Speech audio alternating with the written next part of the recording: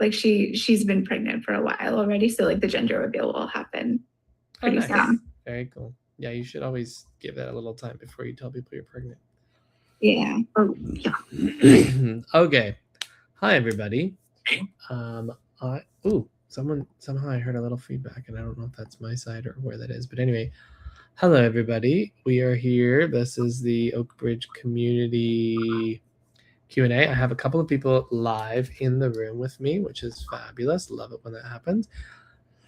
But I'm open to all questions around mediumship, psychic developments, any kind of development, healing, all kinds of things. Monami says, hello, I love the class. Thank you.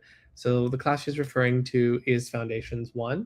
So she has joined us in Foundations 1, and we are so happy to have you and everybody else who's there. So if you are there for some reason, thank you for being there. We love that. So I'm just curious, what is it about the class that you loved? That's probably a good question to ask. Hey, Nicole.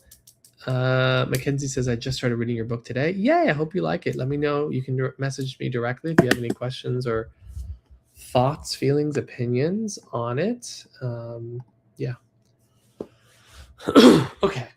So I know that, we're here. You guys can ask any questions that you want to ask. I know that, Amanda, you had a question. I know you just also walked away, so that was perfect timing on my part to ask you. But Elise seems to have a question, so I'm going to start with Elise, and then we'll go from there. Hopefully you find these conversations interesting. So I'm really curious on your take with haunted places and physical spiritual phenomenon. Yes, I'd love to answer this question. So before I do, I'm just going to jump here. Mackenzie says, love it so far. And Buttons also says, it was great to hear why everyone was there. Yeah, it definitely was amazing. This is Foundations 1 that she's referring to. I felt comfortable, and focus is exactly what I need help with. The feeling part, exactly. So that's really amazing. So I want you to, I love that you felt good about it. And for anyone who is watching who still wants to join, there's still a time after Foundations 1 starts that you can still join if you wanted to. So you're already hearing immediate feedback from everybody, and we haven't really done a whole lot. So if you like that, wait till we actually get into all the good stuff. So I'm glad the first class was good. So Elise asked, she wanted to know my opinion on haunted places and physical phenomena related to that. Is that correct? Okay, perfect. So first and foremost, I will say I don't believe any place is haunted. Physical phenomena can occur from spirit in any sort of place. Excuse me, can occur, and it doesn't mean that those spirits are stuck there, that they have to be there, that they have to stay in any way. They can show up, but they don't have to stay there. 99.9% of the time, I'm going to say, and I don't have a real statistic on that, but 99% of the time, it's not going to have any consciousness whatsoever. Usually, there is a mundane explanation for paranormal experiences within a home. That being said, there are instances where spirit is involved, and there is some involvement, but I would say in general that's not the case. So in the instances where it's not the case, it's usually, if there's like physical phenomena occurring, it's usually coming from one of the people there, and almost always it's someone who is young, usually maybe preteen or teenager, who has a lot of pent-up, built-up energy. Oftentimes this is going to be in situations where those people are maybe in a religious sort of environment, potentially some sort of suppression of their feelings or something like that, and then that ends up coming out in physical phenomena around them. So that would be sort of maybe like more like the poltergeisty sort of things that are occurring, if that is what we want to call them. And then when it comes to just like a famously haunted place where people see the same thing all the time, that is usually an energetic, what would you call, like an energetic stain, almost like a hologram that repeats itself. So it's for sensitive people who can sense and feel those things. They'll often see apparitions and all kinds of things like that. Thank you, Bubble Boy, Bubble Buddy, that was sweet. So you also, apparitions and things like that, that can just be people just tuning into that space and time and having that experience because of that. Now, when there is spirit involvement can be because two things. One, if you think of like psychometry, for example, which is holding an object that was important to someone and then we're able to make a link with that person, it's not because that object is what's connected to it. The object, like the spirit, isn't connected to the object in any sort of real way. It's that we are using the object to focus our attention to bring that person here, which would then bring that spirit presence close, right? When it comes to a haunted place, if someone had or not a haunted place, but like a place, if someone had a strong emotional connection or attachment to that place, it stands within reason that they may want to come visit that place and see that place again. And, for example, there are people who go to Arthur Findlay College and they'll talk about seeing Arthur Findlay or experiencing Arthur Findlay. Well, yeah, he left that, and why wouldn't he be interested? So there are absolutely times where spirit will come to a location that they were connected to or something like that.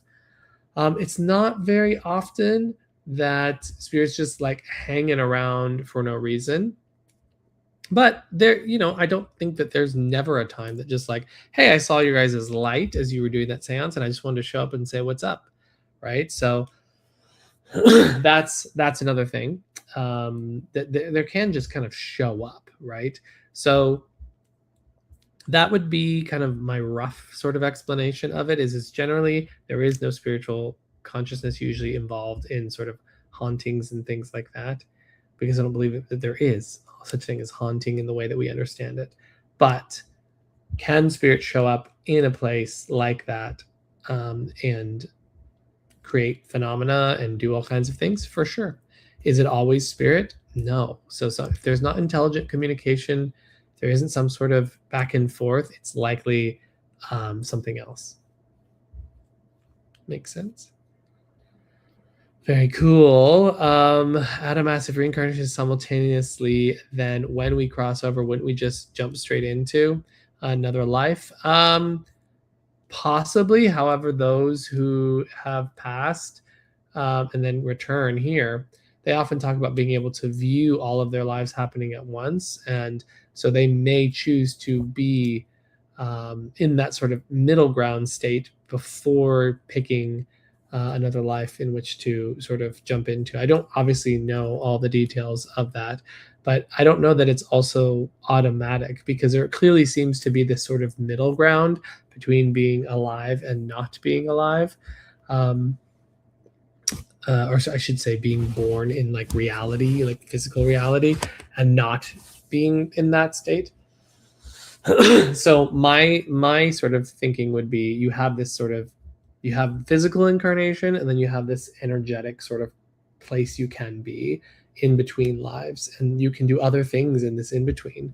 Because I don't think that my spirit guides, for example, are incarnated somewhere, although they might be, but a part of them is not.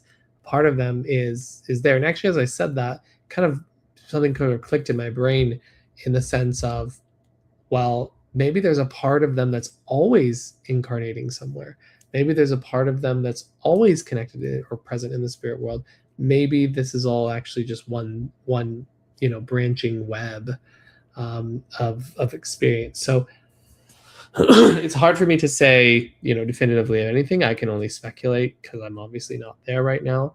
I'm sure my guide would have something more interesting to add to the conversation, but my sense is that there is a in-between spirit world that we can go to without having to be physical necessarily. Can you stay in the non-physical? I think you can. I think you can for a while anyway. I mean, I don't know all the rules of why one comes back, one doesn't, how someone becomes a spirit guide. These are all really interesting questions that I think would be something cool to learn about. Hello, Jordan. You had a question that I wanted to get to, Amanda. So just like you can ask that now if you'd like to.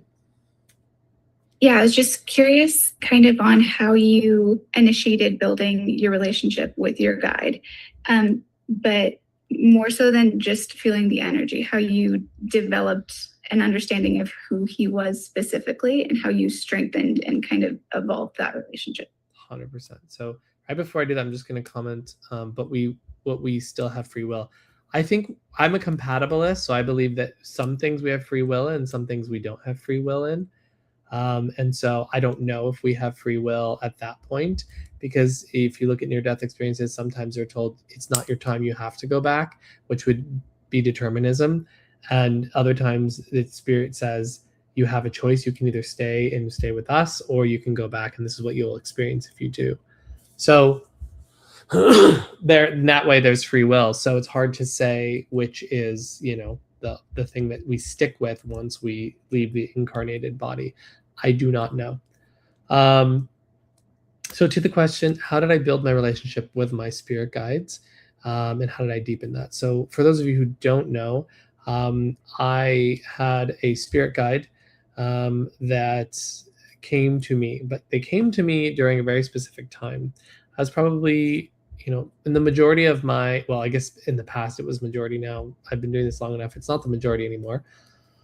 But in the early part of my development, majority of the first 10 years, I would say, I did not have any awareness of guides, of my guide. I knew that they were there.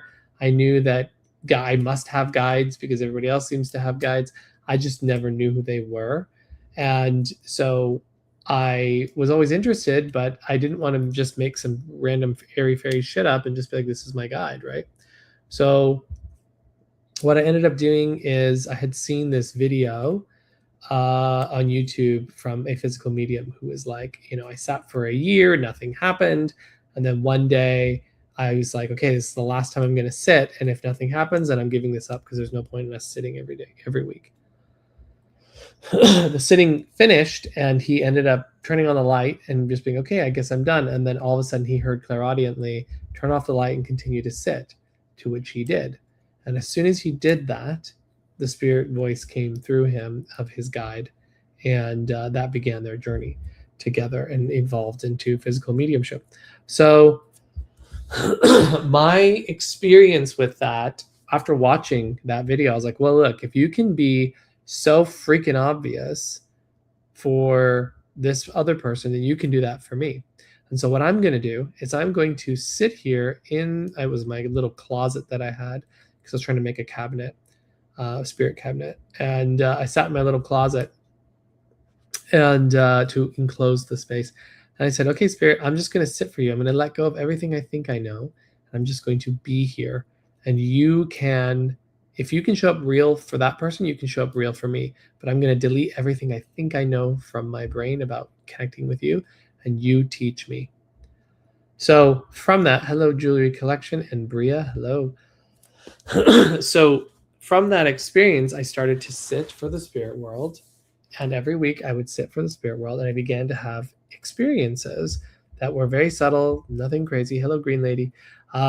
Nothing crazy, just my head starting to move very gently on its own, etc., etc. I started to feel these different tingles that would occur. And then eventually that turned into an experience where I felt, after a few weeks of sitting regularly, or I guess maybe even less than that, maybe a few even days of sitting regularly with the mindset of I'm just open to anything, I started to feel the sensation that I kept feeling and just observed. And then all of a sudden, clairaudiently heard very clearly paging, and then the name of my guide, which is Dr. Brown. And Dr. Brown, I heard paging Dr. Brown, paging Dr. Brown. This is the chapter 4 of my book. Yeah. And when I experienced that, I was like, and then I felt the tingle that came right after that. I was like, oh, okay, your name is Dr. Brown. Great. Give me your first name. And I heard the word William. And then I heard, after I heard William, I was like, that's too common and generic of a name. I need something crazier and something cooler. So my brain basically gave me the name Felix. And I was like, okay, Felix Brown. That's great. I'll live with that. And so I did that. I was just like, okay, Felix Brown, that's going to be the name of my guide. Over time, I continued to sit, and I didn't receive information about my guide at all, or not at all, very often. But on occasion, when I was sitting, a new piece of information would hit me. I heard Oxford, England. I heard and felt or saw 1940. I think it was 1952 or 1940 something. I don't remember. Now I have to go back and look. And then I would get that he was a psychologist, and I got that he had he studied consciousness, and he studied the nature of the human experience, and all these little pieces over a period of like 3 months that were just coming in. And again, not every time, but sometimes they would, and I would just keep a track of that. And then one day I felt the impression from the Spirit, look up the information. So then I looked up the information, and when I looked it up, I put in Dr. Felix Brown, Dr. Felix Brown, and then I put it in, nothing came up. And I was like, okay, well, all of that was just made up bullshit. I was just making shit up. And I'm just a fraud. And it's just my imagination, right? As we all like to do to ourselves as mediums. And then I went, wait a second, remember, because I felt the feeling of like that nudge again. And I was like, remember that he gave you a different name first. And I said, oh yeah. So then I went, William Brown, like Dr. William Brown, whatever. And the very first thing that came up was Dr. William Brown, psychologist. And I was like, what? So then I was like, okay, I'm going to read more. So I read more. There was Oxford, England. There was the year that he gave me, which was the year that he died. The topics that he gave were all, like the topics about what he studied were all listed there in his publications. So all of the psychology thing. But then the thing I didn't know was that he was a member of the Society for Psychical Research and sat with mediums, studied physical mediums, all this sort of thing. And so for me, that was a really wow aha moment that this was all genuine and real. So that was the initial connection, right? So that process of letting myself meet the spirit world without any kind of attachment to the outcome, any kind of preconceived ideas about how it works. The importance of learning from spirit is by setting aside everything that you think you know. If you don't set aside everything you think you know, you are not going to be able to receive clear, unbiased things. So that's a really key, important part that I learned about with regards to developing your relationship with your guide.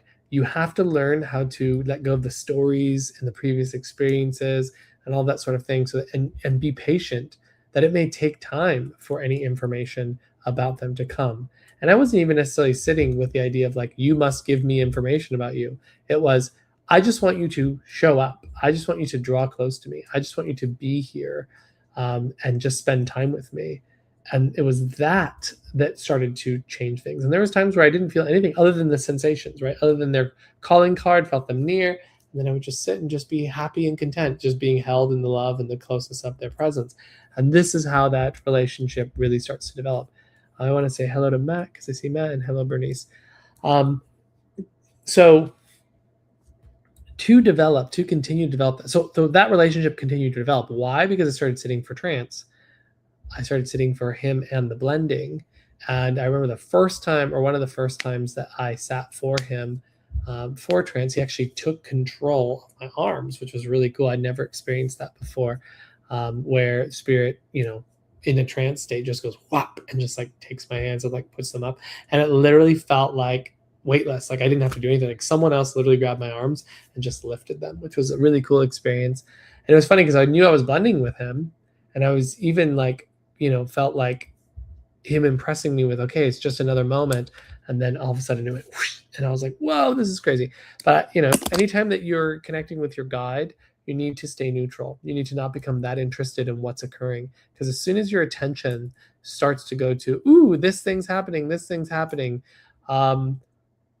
we start to get too excited, and that breaks the connection. So neutrality, indifference about the outcome, surrender, the things that we all teach you at Oakbridge, those are all really foundational pieces to connecting in with your guide. So the other thing is meet your guide without any preconceived ideas, and also give them time to connect with you, right? So learning how to quiet your mind and just say without expectation, again, I'm going to say that 700 times because it's such a vital part. That is what's going to help build that relationship. It didn't start off with him just showing up to me and being like, hey, what's up? I'm so-and-so, right? It came over time, and it came after many sittings of just nothingness, right? Or sensations really only. And then it unfolded, and then it deepened, and then it grew. And that's how I eventually deepened that. Then through the process of sitting for trance, sitting for blending, he was able to come through more. He was able to speak, and then once he was speaking, he was able to give all kinds of information about himself. Although, he really hasn't given that much about himself other than those initial pieces. My hope is that as my trance of development continues to deepen and we move more into the deep levels of trance, which is what they're currently working on, he'll be able to speak more himself, meaning like without my support in any way, right? Because in the middle levels of trance, it's their flow of consciousness, but you're still allowing it. You're still aware to some degree. Even if it's in and out, you're still aware. And you've seen him come through, actually, Amanda. So you experienced that. So my awareness is there to some degree. In deep trance, it's not. In deep trance, you're just asleep. You literally just feel like you've gone to sleep, and they start speaking, and then for me right now where I'm at is it wakes me up. So to deepen the level to the connection with your guide is you have to become still. You have to give them the time and then let it unfold however it's going to unfold. My story may not be the same story as yours. The way it unfolds for me may not be, but I know that the underlying principles are the ones that matter the most, right? The underlying principles of meet them with an empty cup, be open to however it's going to come. And I personally think that there's power in starting with just whatever I feel first and then letting it unfold from there, just because it's too easy for my brain to make up a story, a picture, an idea. Like I strongly recommend ignoring your images in the beginning because they're not helpful, because your imagination is going to look for something. So I would recommend definitely just sticking with the sensations and the unfoldment in that way. Long story, but please ask any follow-ups. Yeah, just a quick follow-up, because sometimes when I'm sitting in the power, I feel like particular people. I don't know who they are. There's multiple of them, but I didn't know if that was, I've also gotten random people that like I know aren't important that come in during sitting in the power. So I guess I'm trying to learn how to distinguish what could potentially be a guide versus. Key is intention. Intention is like the thing that turns the flashlight and points it in the direction that you want. So if I say, I'm sitting for you, my spirit guides, or my spirit guide, that's what will happen, right? They will come, they will be there, they will be present. So our intention is the thing that moves the needle, so to speak, towards what we're hoping for. Now, is it possible that other spirit people can come? Yes, but maybe there's a necessary process in that. I don't know. But we have to see what unfolds. But if you just make that intention, generally that will be enough to start to help you connect in with your own spirit guide. Someone asked, detachment without expectation is so hard. It's a practice for sure, 100%. And I think you have to just like really be okay with nothing. That is the reason why detachment without expectation is difficult is because you want something to happen and you're not okay with nothing happening. The more comfortable you are with nothing happening, the more genuine things start to occur, because now there's no impulse within you to try to seek out, cause something to be, and just let it occur. Each session that I sat was probably anywhere from 30 to 40 minutes, I would imagine. Curious, does a guide just work with one person or do they have many? That's a good question. I think that a main guide is going to be your guide, the person that's known you for your whole life. Do I think that other helpers and spirit helpers can work with other people? Sure, but they may not be your main guide. Like your guide could potentially go to another sitting. Your guide could potentially go to, work with someone else. I mean, I know my guide has gone and helped, I think, even Megan at times, et cetera, et cetera. But I don't think Megan would be like, that's my spirit guide. But it can be a spiritual resource, a spiritual help, if that makes sense. So pay attention to sensations, but don't react. Is that correct? Yes, that is accurate. How do you think guides connect with people here? I think they connect with us by subtle influence, very, very subtle influence, unless we become sensitive to that influence, then it becomes more obvious and less subtle.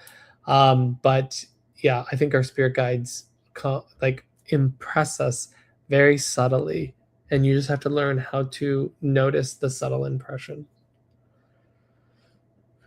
Elise says the calling card exercise we did in Foundation 1 was great for getting to initially know guides. Exactly. That's actually how I tell people to start developing, is through the calling card exercise. Because once you can start to feel them stepping in, that was that first experience with me, right? Was feeling them step into my energy, feel them draw close, etc. Once you can do that, then you know they're there, and then you just let go, right? Like, okay, I can feel you're there. Perfect. You're going to do what you need to do, right, for me. Does that make sense? Green Lady says they push you in a direction. How do I answer that? Yes and no. They may gently nudge, but they will never try to get you to go. They will never try that hard to do it. Like, they'll never overpower your choice. Maybe that's the best way to say that.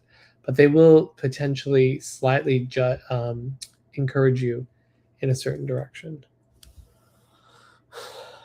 I love that. I noticed in some that in Home Circle, our guides will sometimes do things together with us. Exactly. Yep.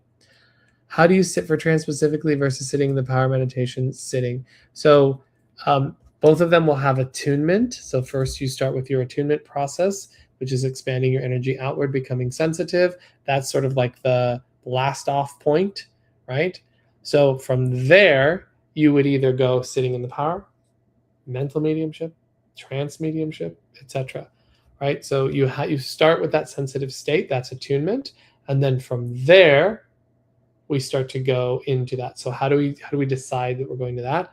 Well, if you were going to go do a mental mediumship, you'd become sensitive, and then you'd intend or be open to a spirit communicator coming forward, right? Well, the same thing is true as if I wanted to move into the trance states.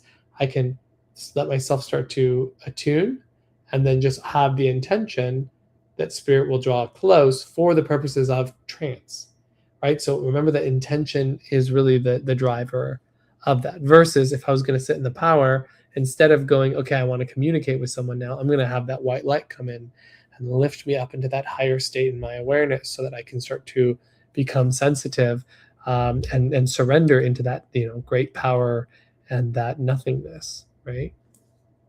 So that's kind of how we direct that to some degree. It's all with intention.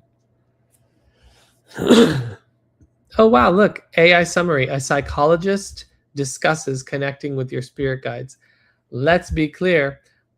I am not a psychologist. You could pick any other word and I'd probably be that, but I'm not a psychologist. All you need is to be open and call in them. I mean, there's definitely some other steps than all you need to do is be open, because if you don't know how to be open, like genuinely open and detached without, feelings like that,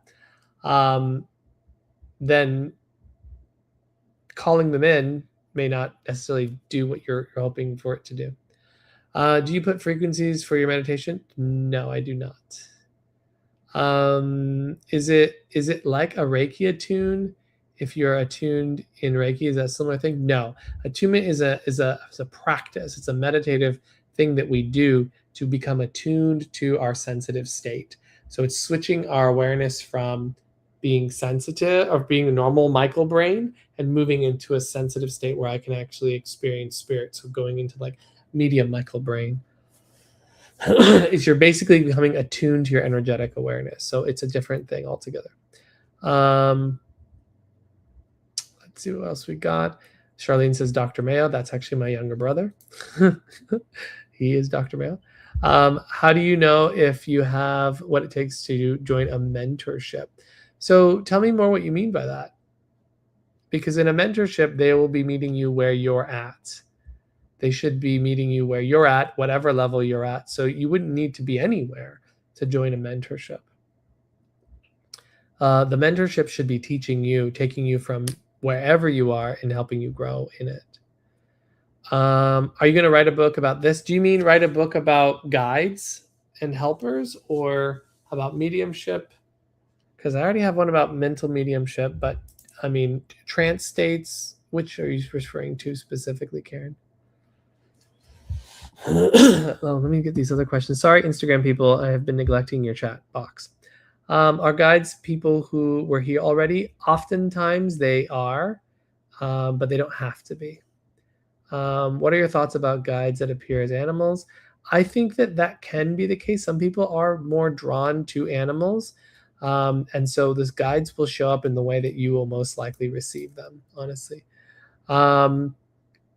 Can we ask our spirit guides to cut cords or anything that no longer serves us? Yes, but you could also just do that yourself. You don't need your guide to do it. But yeah, you can ask them to help you with that process for sure. Your younger brother is a doctor. Does he have you explain all this to him?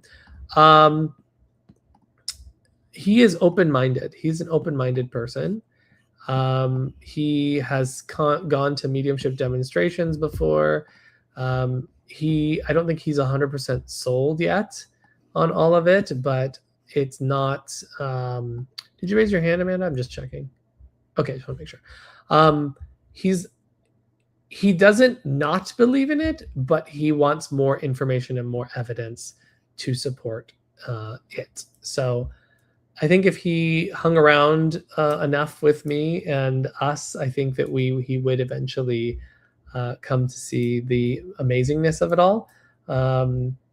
But he's a doctor, so he's very practical in that way. But he's an open-minded person. I mean, he sat in table seance before. Unfortunately, it didn't do a whole lot, which is a bummer because at that time we were having really amazing results with the table seance. So I was really hoping he'd get to see some really cool things, but unfortunately it didn't work as well. Yeah, so that's pretty cool. Amanda.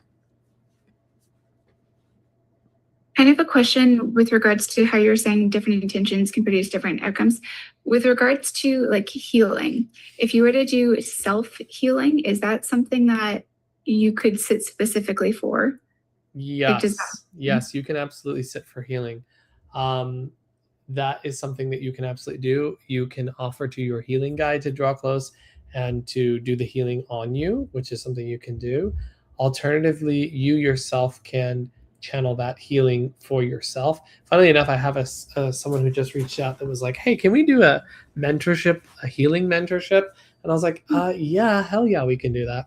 So that's what we're doing. So if anyone else is interested in doing healing mentorship, just send me an email because that's what I'm going to be doing. But anyway, you can actually take the energy healing and you can focus it in on yourself. This has actually worked on me on many occasions, particularly headaches, because that's kind of easy to get rid of. I've gotten rid of headaches literally doing a live, just going like this and just letting the energy just do what it needs to do. So it's about how you kind of let that energy pass through you and then just where you direct it. So it's like turning on the hose and then how do I direct it? and then you change, those nozzles that, like, if you turn the nozzle, it like sprays differently. It's that concept. It's like how I actually direct it, the way in which I deliver what I'm directing, will also play a role. And you have to just figure out what's working for you on that day and for which thing. Does that make sense? Thank you. Yeah, you're welcome. I've been sitting recently and let myself be open and often get a tingly chills feeling. Perfect. That is a sign that you are becoming energetically sensitive. That means that you are becoming attuned. So that's perfect. Hello, Craig. Would you do a podcast with your brother or a pastor at all? Not to argue, but sharing different ideas? Yeah, for sure. I would definitely do a podcast episode with a doctor or whomever, as long as they were open-minded. I could never work with someone who was just there to kind of shut it all down. That's just not enjoyable to me, because if you're coming to the conversation already decided, that's not an exploration sort of space. That is a closed-minded, cynical space, and I just don't really care for that. It's not really my cup of tea. Some people like that, but to me, it's exhausting. I don't really. It's like I don't expect people to believe in the spiritual if they've never had an experience of the spiritual. Why would you? Right? I mean, there's been times in my experiences where my connection doesn't feel as strong. So when my connection doesn't feel as strong, I start feeling like a normal human being without their mediumistic awareness. And I would even be like, how the fuck is that even possible? Right? Like, why would I think that this is even a thing if I never experienced any of those things? So yeah, I would not mind at all speaking to a religious person, of any faith, really, as long as they're not there to just be like, it's all the devil and demons and you're being tricked. Like, sure, we could have that conversation too, but it's an exhausting thing to do, because nothing I say is going to change their view. If we're looking to understand each other, and each other's perspective, and maybe finding an open, like a common ground, that would be more interesting to me. Although social media wise, probably me arguing with someone vehemently would probably sell a lot better. I have to go, but thank you so much for being here and answering questions. I appreciate you so much. You're welcome. Don't try to convince someone, right? Yeah, exactly. There's no point. A man convinced against his will is of the same opinion still. Oh, I love that little rhyme. Yep, that is 100%. The AI summary now says Q&A and Connected Spirit Guide. Wow, that time went by really fast. So we are going to be wrapping this up pretty soon. But let me just check my schedule here, just because I don't think I have something right after this. I don't. So that's actually perfect. So if we want to keep going a little bit longer, you're welcome to. But if any of you needs to go, please don't feel pressure, especially people that are here live. Don't, in the Zoom room, don't feel pressure. But I don't mind going to 3. So, because normally I have someone there. But hey, Dolly. Hello, I'm new here. Hope to see you again. Yeah, you will. You will. So how do I tell the difference between my guide and a loved one during a meditation? So that's okay. So whenever we meet someone, we have a sense of how they feel. So we call that the essence of that person. And when people are in spirit, they actually feel the exact same way. They feel almost entirely the same vibe and essence that they had when they were here living. The reason that they feel that way is because they are putting on sort of the jacket, if you will, so that you could recognize them. Because if they didn't do that, then you wouldn't know who the hell they were. So they kind of put on that character for you so that you recognize them again and go, oh yeah, okay, that's my loved one in spirit. So that is how you would tell. You would feel their you would feel that sense of their presence. You would feel that sense of their closeness and connection. in that way. You would also feel like, well, I guess if I'm going to compare it to a guide, you won't know it's your guide necessarily until you've experienced them enough to recognize their energetic sensation versus someone else's. So that's why mediumship development is so helpful. It helps you to teach you discernment between what energy feels like, between different presences, and that sort of thing. So when we develop our mediumship, we're not only developing, just the ability to talk to loved ones in spirit, but we're actually learning how to understand our energy, understand how to open and close it, understand how to sense and feel presence and sense and feel the obviousness of spirit. We're learning how to discern between what's my mind and what's not my mind, right? We're learning to tell between what's a guide and what's not a guide. All of these things are going to help build your awareness between that. And that's why we are so big at Oakbridge on development, because there's so much to this work and it gets so oversimplified on social media, oversimplified on TV. People think it's one thing, but actually there's so many levels and layers to what it means to be a medium and to be aware of this. How did let me go here. I already read that one. I don't know, but I smell coffee during a meditation session. Not sure why, but it is nice.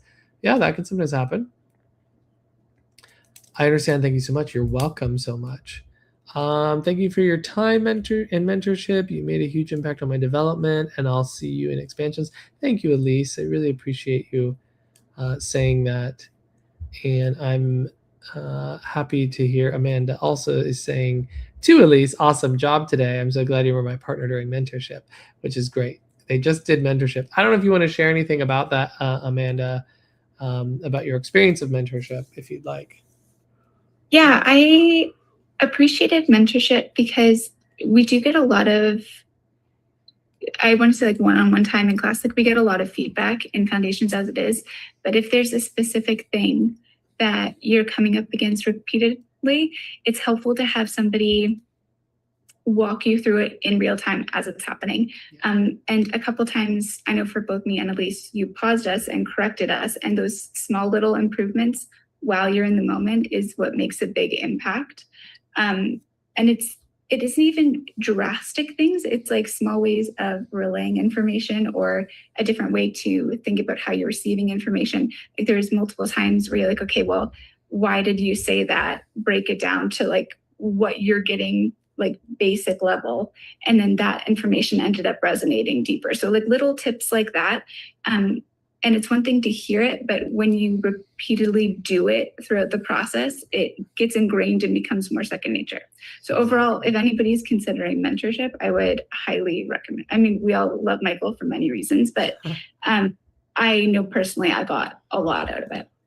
Amazing. Thank you so much for sharing that, Amanda. And it's always nice to hear that. Nicole on here just wrote 100%. And Nicole actually is also another mentorship student right now. Elise is popping on. I don't know if you were going to add something there, Elise, since you popped on. You can go ahead and do that. You're muted right now, but.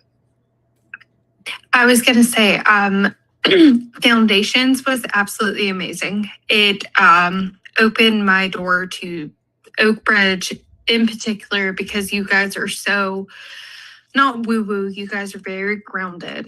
And you can actually see and feel the development that we go through. And with mentorship and specifically, I've been able to feel a difference. If nothing else, just sitting in the power, the advice that you've given me over that time, I can actually feel it. It's tangible. And I love that you highlight that because it's such a massive part of what we are after and what we want with our students. Is it's not about theory. It's not just about imagining things. It's not about like guessing at things. It's like, no. This is a very real thing. It is objective. You can experience it, and you will experience it if you follow these sorts of things. Like, it's not this, like, you don't have to have faith that you're doing it. It's like, no. I open my awareness. I feel these sensations. I start to feel the presence come in. They start to impress me. I start moving into a flow. The information just starts happening. I don't have to think about it. It's just sort of happening to me. And I can tell when my mind comes in and reduces it versus when my mind steps out and I'm able to get more information. And so it just happens. And so it's always an honor and a joy and a privilege when I hear my students say, it's real, you made it real, like the education itself makes it real. And so, I mean, you just, saying that at least just makes me so happy. And like also just for me, just as a personal note, like getting to watch the students go from, I don't know how to do this, I don't know if I can do this, I don't know if this will ever be a thing for me, to what you just did today, Elise, which is so great and so strong, and following along and just letting the spirit world do the work. I mean, it's amazing. It's amazing. It's such a beautiful thing to watch. The other thing I wanted to note is how much I appreciate your, like, specifically the grounded perspective. Going into foundations, one, I didn't know anything, so we were really starting from scratch. But I think in not knowing anything, there was a lot of fear of the unknown that was involved in that. Yeah. And the way that you guys present information totally takes away the fear. And as we continue to build on that, as the weeks go on, if there was any fear on our end that came up, you guys like extinguished that completely. And I didn't understand the power in that and the ability, like you need to be able to surrender to such a degree. And if you have fear there, that inhibits it. And in now having experience with you and seeing other people and kind of being able to see the difference, I feel like I would have really struggled if I had gone with a different program and different mentors from the beginning. So like, I really appreciate your approach in so many different ways. Thank you so much for Yes. sharing that. And I want to piggyback off of that just real quick with what she was saying. I came from a religious background and I deconstructed. And so when you deconstruct from religion, you kind of freak out because you're like, I don't know what's there. And I kind of feel like I'm like free falling. I don't know what I'm doing. Like, what do I believe in? And your approach to mediumship, as I said before, it makes it tangible. But what Amanda was saying, it kind of, you're starting to rebuild your, I don't want to say like a faith in terms of like a religious perspective, but you're starting to build a relationship with spirit that is actually real. And it's something you feel. 100%. And thank you so much for sharing that piece, because I, as someone who deconstructed from Christianity many, many years ago, which is right before I found mediumship, I would probably be like incorrect of me to not point to that process as a reasoning for why I teach and do what I do. Like, it is the reason that I do what I do. It is the reason that I've done that, because I have tried so many different things to try to find something that was true and real and something I could really feel, right, and experience. And while I did have spiritual experiences within the Christian faith, I realize now that is just the universal experience of spirit. It's not just for them, right? Like, I am sure that in Mormonism, they feel the burning in their chest. I'm sure that in Islam, they feel that feeling of closeness of Allah, right? Like, I'm sure that in Buddhism, that that still quiet place is something that we also find ourselves in. And so I feel that there is a quality here of something that is universal rather than something that is owned by any one religion. And actually, spiritualism itself, right? Like, obviously, if you really pulled at me and you were like, pick a religion, you have to be a religion. Sure, I'm going to like lean into spiritualism because of the fact that I am, do mediumship and I draw from a lot of those histories and that sort of thing. But I wouldn't call myself a spiritualist. Also because spiritualism doesn't own mediumship, right? So there's that piece of it too. It's like, even within, spiritualism, which is kind of the closest thing to that makes sense to me as far as like what I believe, it doesn't have the hold of phenomena. It doesn't have a hold of any real one piece of it. So that's why I'm saying it's a universal thing that I think is present. And that's why, whenever I teach, Foundations 1, and we talk about what the power is, I often will use, I think it's 1 Corinthians 15 or 12, I can't remember, but it's somewhere right around there. I always forget what it is. And they talk about the gifts of the Spirit, and they talk about, the Holy Spirit inspiring people, speaking in tongues and understanding tongues, discerning spirits, healing, prophecy, all these sorts of things. Those are the things I have seen. Those are the things that I experience. And I feel that is very much the same exact thing, just in a different sort of geographical, religious lens, so to speak. So just some thoughts on that for you. If you're not following me, do that. That's probably a good choice. I may go live later tonight. We're going to see how I feel. I've been having some respiratory asthma stuff going on, and so that's been tough. So I don't know how well I would read tonight, but we will see. I wonder if spirits can kind of fuse and be reborn in one body as one, like various aspects. That's not what I've ever experienced or seen. In my experience, it's basically one body, one soul sort of thing. That's kind of what I've seen. But I think there's something to be said for the concept of how consciousness works, that is often put forward in internal family systems, like parts work and that sort of thing, that really we aren't just one thing, we are actually multiples, and there's different aspects to us, different aspects and parts to us. So in that sense, Dangi, I think that is absolutely something that could be the case, where there's a part of me that may feel one way or experience life in one way due to whether that's trauma, whether that's some other things, and that those all come together and sort of fuse into this one thing.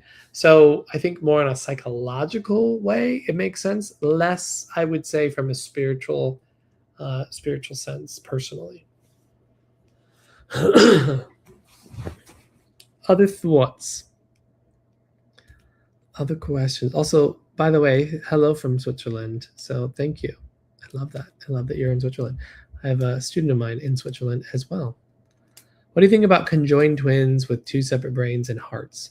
What is the question there, Janelle? I'm curious. What do I think about them? I think they're cool. I wish I had a friend that was like that. That would be rad. I guess they'd be friends. I just need to know more. Two spirits are one. Two. 100%. Two. If they are individualized in that way, especially if they have their own heart and brain, definitely separate. How many printings is your book? Because my book says it's the first edition. It is the first and only edition. Have not done a second one yet. How does karma play into life paths? Yeah, I don't have strong thoughts on this. I don't really have a strong thought on the role that karma plays, just because I'm not thinking what's my next life going to be, or what things am I bringing in from my past life. I'm thinking, what can I cultivate here and now? And then I don't know that there's divine punishment and reward necessarily in that way, where like if you're a really bad person, you get bad outcomes, or if you're a really good person, you get good outcomes. I think in the Buddhist traditional sense, it's like the causes, right? So karma is more about causes. So what you create a cause, and that has a ripple effect, right? I think that's more maybe that would be considered more dharma rather than karma. But yeah, I don't have any too strong feelings. What I would add about that, though, it is interesting when we look at past life research, how there does seem to be some sort of carryover between lives, because there are many examples, especially if you look at the University of Pennsylvania Division of Perceptual Studies. They do studies on past lives and that sort of thing.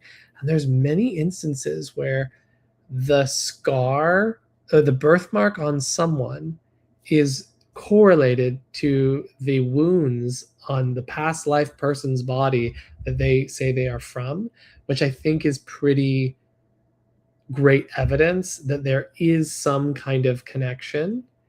I think I remember even hearing one where like a snake, someone died of a snake bite, and on the spot where they were bitten, they had like psoriasis, which made like a scales thing. And then it like went away once they, did some work with that. I don't know. Hey, Ashley and Spirit, I'm doing pretty good. So I find that pretty interesting. That means that there's got to be something connected, carrying between lives. But I'm just not. I can't say I know. What do you think about spiritual energy of trees in the forest? Hell yeah, trees absolutely have a spiritual energy. After their life, after all, and I think all of life has some sort of spiritual energy.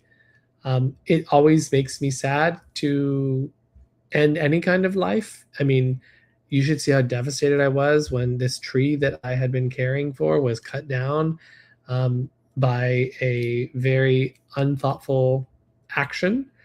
And it was incredibly upsetting for me, because I do believe that, trees are our life, and they also contribute to our lives. So we have to value them. So obviously, I have such a hard time with like a lot of things when it comes to like hurting and harming a lot of things.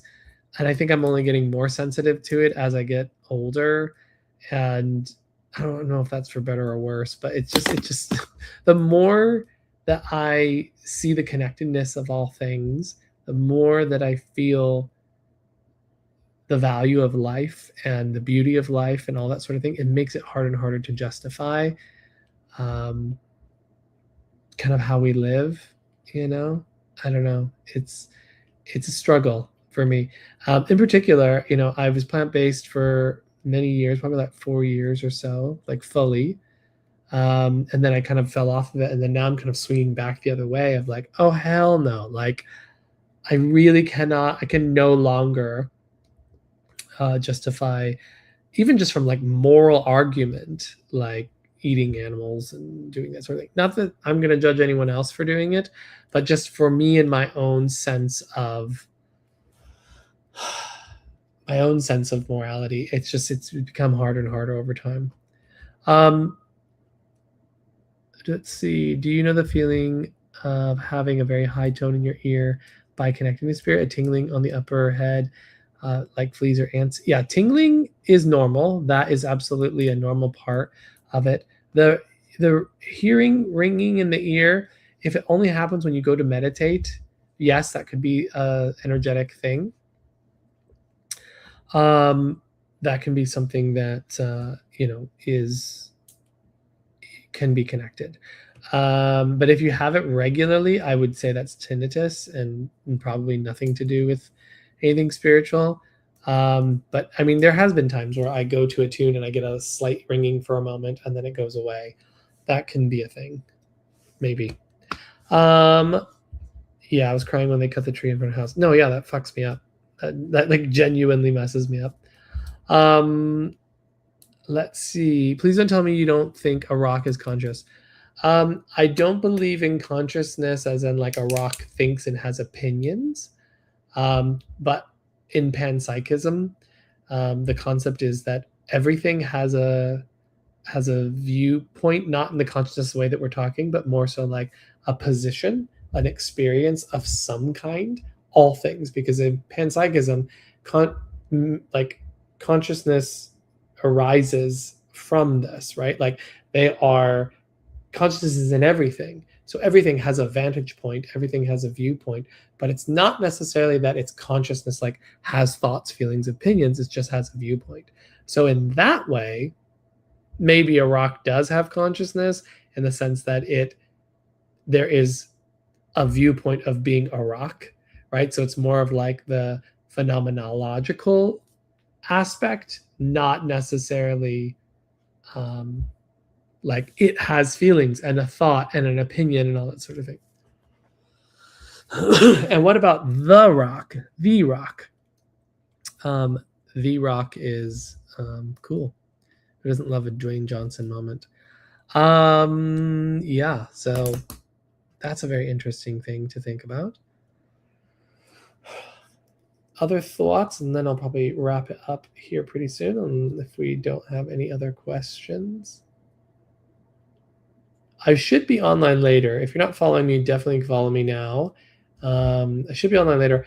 I may read. We're going to see how I'm feeling because tomorrow I go to the doctor to get maybe a better treatment plan for like my exacerbation of my breathing and allergies because it's just been crazy. Never had allergies or breathing issues like this. So hate that. But it's interesting because lots of people have that right now. From what I've seen. So anyway, we're gonna work on that tomorrow. So then I don't know. We'll see what I'm gonna do tonight. Thank you. I hope to feel better too. I'm doing okay right now, but yeah. Oh my god, I feel you with the bad sinus issues. Yeah, I wish it was just my sinuses. If it was just my sinuses, I'd be fine. I'd be like, woohoo! Just go ahead and just not be able to breathe through your nose. That's all I care about. Nope. If it's got to be my lungs, though. Did you guys know that? I don't know if you guys knew that with allergies. It can be your skin, sinuses, like upper respiratory or lower respiratory. It can even be your digestion too, really. Yes, been bad lately, but cleared up in Denver. That's crazy that it cleared up in Denver because I had way worse when I was there. So wouldn't that be the same as human spirit, either the panpsychism with? I don't know what that means. I'm going to have to say it in a different way. Allergies are wild right now. Hope you feel better. Thank you. My allergies and asthma appeared out of nowhere after COVID. Yeah, I've heard that from other people too. Thanks for all the well wishes. That's sweet, guys. Any last questions before we wrap it up today from anyone? Anyone at all? We're going to stay pretty consistent with doing these starting around 2 o'clock, just because we're trying to get better at social media, period. And so I'm trying to be consistent across the board with, going live and answering questions and doing readings and all of that good stuff. So do stick around. Catherine says, love your book. I reread it often. Thank you. That's actually was the hope, is that it would be a resource for people. So yeah. Hey, Charlene. We'll see you later. So yeah, I should be back on around, assuming I'm feeling well enough, I should be on probably around, I'm not going to the gym today, so I might be on earlier, probably closer to 7 is my guess. Maybe even a little bit earlier. I'm not sure. It depends on what I decide to do. But somewhere around 6:37, somewhere around there if I'm feeling good. If I'm not, then I probably won't be online. But I've been feeling good the last couple of days. So yeah, this is all Pacific time. Okay, well, we're going to leave it there then, everybody. Thank you so much for joining us. Thank you to Amanda and Elise for being here live. I really appreciate it. Always love seeing your faces. Hello, Ellen. And so I'll be on a little bit later in about 4 hours or so. So if you want to come, that's usually when I do readings. That's usually when I connect with people. But anyway, thanks, everybody. Follow me if you're not giving me a follow, and I look forward to seeing you later. All right, bye. Now I have to close all my things to be able to actually leave. So it's like that awkward moment when I'm trying to end all my lives. And yeah, but I'll see you guys a little bit later.